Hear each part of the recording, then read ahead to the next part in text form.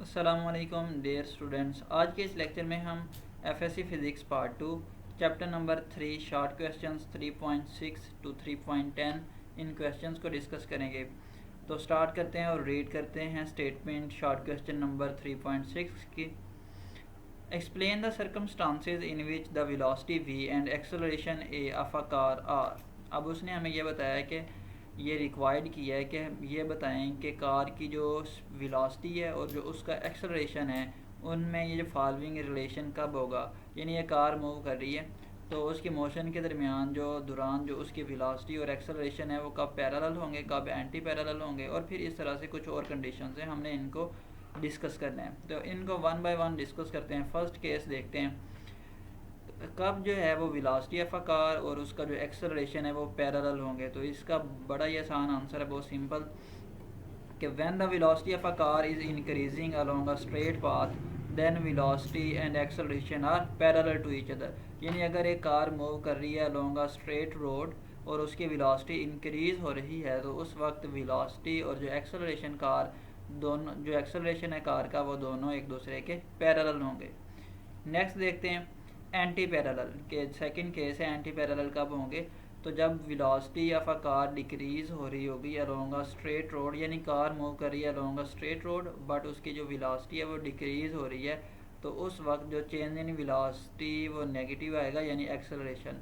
तो इस केस में जो वेलोसिटी ऑफ अ कार और जो एक्सेलरेशन की जो डायरेक्शन है वो अपोजिट होंगी, तो हम इन्हें कहेंगे कि वो एंटी पैरेलल हैं। थर्ड केस देखते हैं, परपेंडिकुलर टू वन अनदर, यानी कार मूव कर रही है तो उसकी वेलोसिटी और उसका जो एक्सेलरेशन है वो परपेंडिकुलर जो है वो कब होंगे। तो अब अगर कार एक सर्कल में मूव करे तो उसका जो एक्सेलरेशन है सेंट्रीपिटल एक्सेलरेशन, उसकी डायरेक्शन सेंटर के सर्कल की तरफ होती है, towards the centre of the circle, और जो उसकी वेलोसिटी होती है वो टेंजेंट टू द सर्कल। और ये जो acceleration towards the centre of the circle है ये इस रेडियस लाइन से रिप्रेजेंट किया है, और टेंजेंट टू द सर्कल इस v जो वेक्टर आपको नज़र आ रहा है यहाँ से। तो आपको पता है कि जो टेंजेंट टू द सर्कल है वो परपेंडिकुलर होता है to the radius of the circle. तो इस डायग्राम से आप देख रहे हैं कि when a car is moving in a circular path then its acceleration and velocity are perpendicular to each other. Case number 4 discuss करते हैं। v is zero but a is not zero, कि velocity zero हो but उसका acceleration जो है वो zero ना हो। तो अब अगर कार जो है वो मैं कहता हूँ कुछ वेलोसिटी के साथ मूव करती हुई आ रही है और सडन ब्रेक अप्लाई की हैं, तो ब्रेक अप्लाई करने से उसकी वेलोसिटी तो ज़ीरो हो जाएगी बट उसमें जो एक्सेलरेशन है उसकी वैल्यू ज़ीरो नहीं होगी। तो इस केस में जो वेलोसिटी है वो ज़ीरो होगी बट एक्सेलरेशन की वैल्यू ज़ीरो नहीं होगी। तो इसको रीड कर लेते हैं। v is 0 but a is not 0. The velocity of a car becomes to 0 when the brakes are applied and the car comes to rest due to acceleration in opposite direction. Last case देखते हैं इसका। Acceleration is zero but v is not zero, यानी acceleration zero हो और velocity zero ना हो। तो ये बहुत ही सिंपल केस है कि अगर तो कार मूव कर रही है along a straight road with uniform velocity या कांस्टेंट वेलोसिटी के साथ कार मूव कर रही है तो उसका जो एक्सेलरेशन की वैल्यू होगी वो ज़ीरो होगी, लेकिन उसकी वेलोसिटी जो है वो ज़ीरो नहीं होगी। या आप इसको यूँ भी कह सकते हैं कि अगर एक्सेलरेशन जो है वो ज़ीरो होगा जब कार मूव कर रही होगी यूनिफॉर्म एक्सेलरेशन के साथ, यानी जो चेंज इन वेलोसिटी है वो ना हो, यानी कांस्टेंट वेलोसिटी हो। तो इस केस में हम कहेंगे कि एक्सेलरेशन ज़ीरो है बट वेलोसिटी ज़ीरो नहीं है। नेक्स्ट शॉर्ट क्वेश्चन 3.7 की स्टेटमेंट रीड करते हैं। Motion with constant velocity is a special case of motion with constant acceleration. Is this statement is true? Discuss. अब उसने हमसे ये पूछा है कि एक स्टेटमेंट दी है और कहा है कि बताएं कि ये स्टेटमेंट ट्रू है कि नहीं। उस स्टेटमेंट को ज़रा समझते हैं कि मोशन, अगर कोई बॉडी मूव कर रही है कांस्टेंट वेलोसिटी के साथ तो उसका जो एक्सेलरेशन है वो भी कांस्टेंट है। तो क्या ये एक स्पेशल केस है मोशन का, एक एक्सेप्शनल केस है? तो क्या ये स्टेटमेंट ट्रू है? इसको डिस्कस करें। तो yes, this statement is true. The motion with constant velocity is a special case of motion with constant acceleration. अब इस स्टेटमेंट को ज़रा एलेबोरेट करते हैं कि इसके मीनिंग क्या है। अब आप जानते हैं कि अगर कोई बॉडी मूव कर रही हो कांस्टेंट वेलोसिटी के साथ तो अभी हमने बात की थी कि उसका जो एक्सेलरेशन होता है वो ज़ीरो होता है। क्यों ज़ीरो होता है? क्योंकि जो चेंज इन वेलोसिटी है या no rate of change of velocity, so उसका जो एक्सेलरेशन है वो ज़ीरो होगा जब बॉडी मूव कर रही है कांस्टेंट वेलोसिटी के साथ। अब ये जो ज़ीरो है ये भी एक कांस्टेंट नंबर है, तो हम ये भी कह सकते हैं कि उसका जो एक्सेलरेशन है वो कांस्टेंट है जब बॉडी मूव कर रही है कांस्टेंट वेलोसिटी के साथ। तो इस तरह से एक स्पेशल केस है कि अगर बॉडी मूव कर रही है कांस्टेंट वेलोसिटी के साथ, उसका एक्सेलरेशन ज़ीरो और ज़ीरो भी एक कांस्टेंट नंबर है, तो इसलिए हम कह सकते हैं कि yes this statement is true and this is a exceptional case और स्पेशल केस। अब इसको रीड भी कर लेते हैं यहाँ से। We know that when a body moves with constant velocity then its acceleration will be zero, that is there is no rate of change of velocity. So whenever it moves with constant velocity its acceleration will remain zero, that is constant, और जो zero है वो भी constant है, that is constant. Here zero is also constant quantity, therefore motion with constant velocity is a special case of motion with constant acceleration. Next short question देखते हैं, short question 3.8। इसकी statement read करते हैं। Find the change in momentum of an object subjected to a given force for a given time and state law of motion in terms of momentum. अब इस question का answer दो part में करेंगे। First part में तो हम change in momentum find out करेंगे किसी ऐसे ऑब्जेक्ट के लिए जिस पे एक फोर्स जो है वो एक्ट करती है और फॉर गिवन टाइम, और फिर उसके बाद हम लॉ ऑफ मोशन यानी Newton second law of motion को स्टेट करेंगे इन टर्म्स ऑफ मोमेंटम। वैसे इस शॉर्ट क्वेश्चन का आंसर हमने जब ये आर्टिकल पढ़ा था momentum and Newton second law of motion, उसमें हमने डिस्कस भी कर लिया था, तो इसको दोबारा से रिकॉल कर लेते हैं। कंसीडर करते हैं कि कोई ऑब्जेक्ट जो है वो मूव कर रहा है विद वेलोसिटी vi और उस ऑब्जेक्ट पे एक फोर्स एक्ट करती है और उसके बाद उसकी जो वेलोसिटी है वो चेंज हो जाती है। यानी ये कोई ऑब्जेक्ट है, ये मूव कर रहा था विद वेलोसिटी vi और इस ऑब्जेक्ट के ऊपर टाइम t के लिए f फोर्स अप्लाई होती है और फोर्स अप्लाई होने के बाद टाइम t के बाद इसकी जो वेलोसिटी है वो vf हो जाती है। तो अगर हम इस ऑब्जेक्ट के लिए फर्स्ट इक्वेशन ऑफ मोशन लिखें तो हम इस तरह से लिख सकते हैं vf is equal to vi plus at, और यहाँ से एक्सेलरेशन को सब्जेक्ट बनाएं तो इक्वेशन कुछ हमारे पास इस तरह से आ जाएगी। इसको इक्वेशन नंबर 1 क्या देते हैं। And according to Newton second law you know F is equal to m a. अब ए की वैल्यू इक्वेशन नंबर 1 से यहाँ पे सब्स्टिट्यूट करें, इसको सिंप्लीफाई करें तो हमारे पास रिलेशन ये बनता है।